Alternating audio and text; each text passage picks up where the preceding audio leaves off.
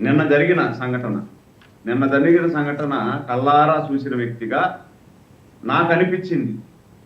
అంటే రోజా గారి కంటే నేను బాగా నటించాలా అని కరుణాకర్ రెడ్డి పోటీ పడుతున్నాను. కరుణాకర్ రెడ్డి కొడుకు పోటీల్లో కూడా కరుణాకర్ రెడ్డి నా కొడుకు కంటే నేను బాగా నటించాలని, మా నాయన కంటే నేను బాగా నటించాలని అభినయ్. ముగ్గురు ఒక్కరిని మించినట్టు ఒకరు పోటీ. ఇప్పుడు మీరేం చెప్పారు, నేను ఆడికి వస్తాను గోశాలకు అని చెప్పారు. ఈ ఎస్పీ గారు ఏం చెప్పారు, మీరు ఒక్కరు మీ సెక్యూరిటీతో కూడా అనుమతిస్తాం, రాండి గోశాలకు అని చెప్పారు. గోశాలకు రమ్మంటే మీరు మీ ఇంటి ముందర పడుకొని మీ మంది మార్బరాలను దొడుకొని వచ్చి మమ్మల్ని అనుమతించరా నన్ను ఒక్కరిని అనుమతించు నేను వస్తా అంటే నేను సర్లేండి. ఓకే, అవన్నీ కూడా సురేంద్ర నాయుడు గారు అవన్నీ మనం విన్నాం. రోజా గారు మాటలన్నవే ఇప్పుడు ప్రధానంగా చర్చ అవుతుంది. నేను రోజా గారిని గురించి ప్యానల్లో ఉన్నటువంటి వాళ్ళందరికంటే నాకు బాగా తెలుసు. ఎలాగా అంటే ఆ మొక్కను మేము కదా నాటినాం, ఆ మొక్కను మేము నాటినాం. చంద్రగిరి నియోజకవర్గంలో ఆమె టికెట్ ఇచ్చినప్పుడు ఆమె వెనకమ్మిటి తిరిగిన వ్యక్తిని నేను. ప్రతి ఇల్లు టచ్ చేసి ఆమెకు ఓటేయమని చెప్పి అడిగినటువంటి వ్యక్తిని. అప్పుడే ఆమె బాధ భరించలా, పార్టీ కోసం పనిచేశాను నేను. అప్పుడే ఆమె యాక్షన్, ఆమె స్టైలు మేము భరించలేక అందుకే ఓడిపోయింది. అది వేరే విషయం, దాన్ని పక్కన పెడదాం.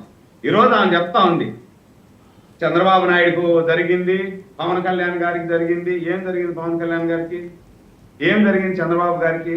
ఇప్పుడు చంద్రబాబు గారికి 20 క్రిమినల్ మైన్లు పేల్చితే 30 అడుగులు పైకి ఎగిరి కింద పడితే మళ్ళా వెంటనే నిలబడి రాజకీయం చేద్దాం పదండి, ప్రజల కోసం నేను పనిచేస్తా అని చెప్పేసి వచ్చాడు. ఏం జరిగింది చంద్రబాబు గారికి? పవన్ కళ్యాణ్ గారికి ఏం జరిగింది? ఆ బిడ్డ ముక్కు పచ్చలారని బిడ్డ 7వ ఫ్లోర్లో 8వ ఫ్లోర్లో నుండి అగ్ని ప్రమాదం జరిగితే సేఫ్గా బయటపడ్డాడు. దేనికి?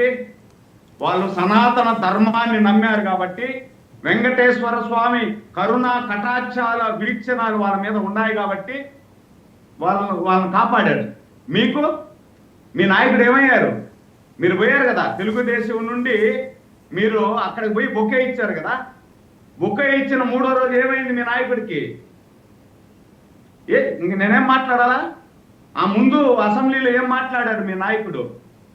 మీ నాయకుడు డాలర్ల గురించి 7 కొండలు కాదు 2 కొండలు అని చెప్పింది ఎవరు?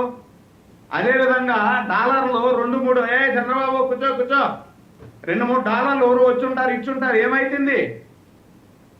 కూర్చో అన్నాడు కదా. 3 రోజుల తర్వాత ఏమైంది? నేను మాట్లాడకూడదు అనుకున్నా, బాధ నాకు మాట్లాడకూడదు అని చెప్పి నేను కూడా ఒక సగటు మనిషిగా. కానీ వీళ్ళు మాట్లాడేదాన్ని బట్టి నేను మాట్లాడాల్సి వస్తా ఉంది. ఒక మహిళగా కన్న తల్లి ప్రేమ ఎలా ఉంటుంది అనేది పవన్ కళ్యాణ్ గారి సతీమణి నిరూపించారు. ఒక కన్న పేగు ఎంత ఇబ్బందిగా ఎంత కొట్టుకుంటుంది అనేది పవన్ కళ్యాణ్ గారి సతీమణి సాక్ష్యం, దానికి నిలువెత్తు నిదర్శనం.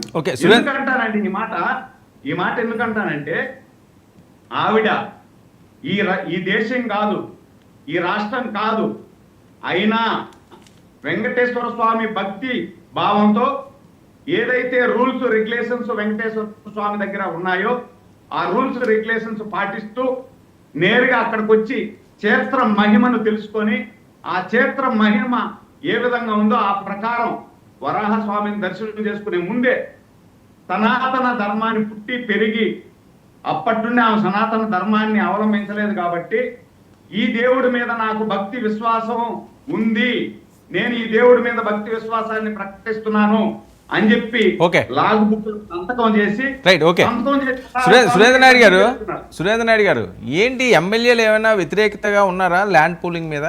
అదో చర్చ జరుగుతుంది సార్. ఇప్పుడు ఎమ్మెల్యేలు ఎక్కడా వ్యతిరేకత లేదు. ఈ గ్లోబల్ ప్రచారాన్ని కూడా ఏమంటామంటే, ఇప్పుడు లాస్ట్ 2014 నుండి 2019 వరకు చంద్రబాబు గారి మీద ప్రయోగించారు కదా వీళ్ళు, ప్రత్యేక హోదా నేను వస్తాను, నేను లెక్కరు అంతా మాఫీ చేస్తా, అని చెప్పి ఇట్లా ప్రయోగాలు చేయడం, అదే విధంగా ఏడుకొండల వెంకటేశ్వర స్వామి దగ్గర పింక్ డైమండ్ కొట్టేశాడు, ఆ నగలన్నీ తీసుకొని పోయి చంద్రబాబు గారి బెడ్రూమ్ లో పెట్టుకున్నాడు అని చెప్పి ప్రజలను నమ్మించి ఏదో చేయాలని చూశారు కదా, అప్పుడు ర్యాప్ లో పడ్డారు. ఇప్పుడు ఏం చేస్తున్నారంటే 11 ఇచ్చినా కూడా ఇంకా మార్పు రాకుండా రేపు 2029 ఎన్నికలకు పోయినప్పుడు ఈ 11 కాస్త ఇంకేదో 20-21 కన్నా చేసుకుందాం అనే ధ్యాస కూడా లేకుండా 11లో ఓటు మైనస్ చేసేసి మళ్ళా 11 పక్కన ఉండే ఓటు మెరికేసి ఓటు కాడికి పరిమితం అవ్వాలనుకొని వీళ్ళు ప్రచారం చేస్తున్నారు. ఎక్కడా కూడా కూటమిలో కానీ ఎమ్మెల్యేలో కానీ వ్యతిరేకత లేదు. ల్యాండ్ పూలింగ్ లో కూడా ఎవ్వరూ వ్యతిరేకించడం లేదు. ఎందుకు వ్యతిరేకిస్తారు సార్? 33,000 ఎకరాలు ఒక లాఠీ ఇరక్కుండా ఈ రాష్ట్రం కోసం, ఈ రాజధాని కోసం త్యాగం చేసినటువంటి రైతులు ఉన్నటువంటి ప్రదేశం అది. అక్కడ కావాలంటే ఇంకొక 40,000 ఎకరాలు కావాలంటే కూడా ఇస్తారు. ఎందుకు ఇస్తారు? అక్కడ ఉన్నటువంటి ప్రదేశానికి ఒక బ్రహ్మాండమైనటువంటి రాజధాని వస్తుంది, అన్ని యాక్టివిటీస్ జరుగుతాయి, ఉండే భూముల్లో మనకు మంచి వాల్యూ వస్తుంది అని చెప్పిస్తారు. ఎందుకు ఎమ్మెల్యేలు వ్యతిరేకిస్తారు? వీళ్ళ ప్రచారాలు తప్పించి. రైట్. ఏంటి మోహన్ రావు గారు, మోహన్ రెడ్డి గారు? కాదు సార్, ఆయన నాగార్జున కాంగ్రెసా టీడీపీ జనసేన అంటే పసిబిడ్డకి సపోర్ట్ చేస్తే వైసీపీ అయితే టీడీపీ అయితే జనసేన అయితే పసిబిడ్డ మీద వెయిట్, ఆయన మాట్లాడినవ్వండి. మీరు మాట్లాడుతున్నప్పుడు ఆయన మాట్లాడలేదు కదా, ఆయన మాట్లాడిన తర్వాత నేను ఇస్తాను, అవకాశం ఇస్తాను. మాట్లాడండి మీరు, మోహన్ రెడ్డి గారు. ముగ్గురు మాట్లాడినారు. మాట్లాడండి.